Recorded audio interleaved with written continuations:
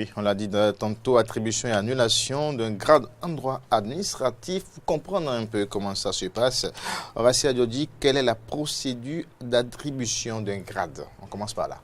Il faut déjà dire que le grade, c'est l'avancement sur mérite d'un fonctionnaire et consiste à passer d'un niveau inférieur à un niveau supérieur. Et cela est du pouvoir de l'autorité administrative suivant des modalités bien définies et suivant le corps. Les hauts fonctionnaires, par exemple, sont nommés en conseil des ministres par décret. Et avant cette nomination, il y a un certain nombre de travaux préalables, c'est-à-dire les travaux de la commission d'avancement. Cette commission existe au niveau de chaque administration. Elle établit un tableau d'avancement en début de chaque année et c'est sur la base de cette liste que se fonde l'autorité pour nommer. Alors, on poursuit, c'est bien cela, avec d'autres questions, mais comment on en arrive à l'annulation?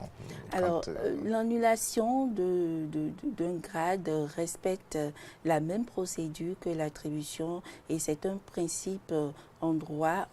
On parle du principe du parallélisme des formes, c'est-à-dire de la manière dont un acte est pris, c'est de cette même manière il est annulé ou abrogé.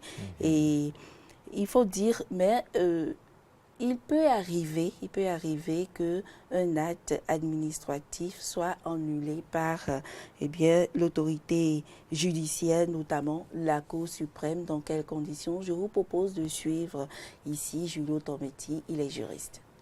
La Cour suprême étant juge de la légalité des actes administratifs peut être amenée à annuler un acte ayant consacré la nomination d'un fonctionnaire à un grade donné. Donc, la Cour suprême, sur la base d'un recours et sur la base de ces différentes enquêtes et des moyens présentés, notamment par l'autorité ayant accordé le grade, peut prendre une décision. La décision annule l'acte ayant consacré la nomination.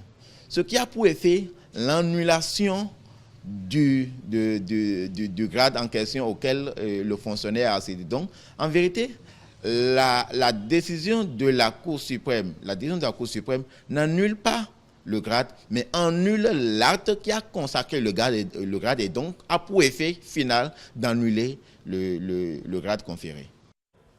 Alors, si vous le permettez, je voudrais rapidement revenir sur le cas spécifique des agents des professions de sécurité assimilées, puisque c'est de ça il s'agit, c'est l'actualité.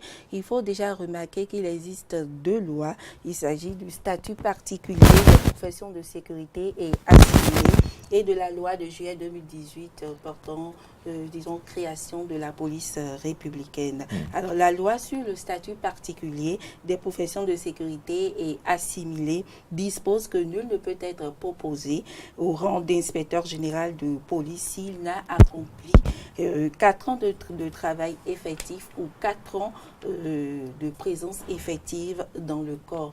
Et une disposition bien sûr reprise par la loi sur la police républicaine, mais celle-ci apporte un aménagement et je vous invite à suivre les explications de Julio Tometi. Création de la police républicaine a,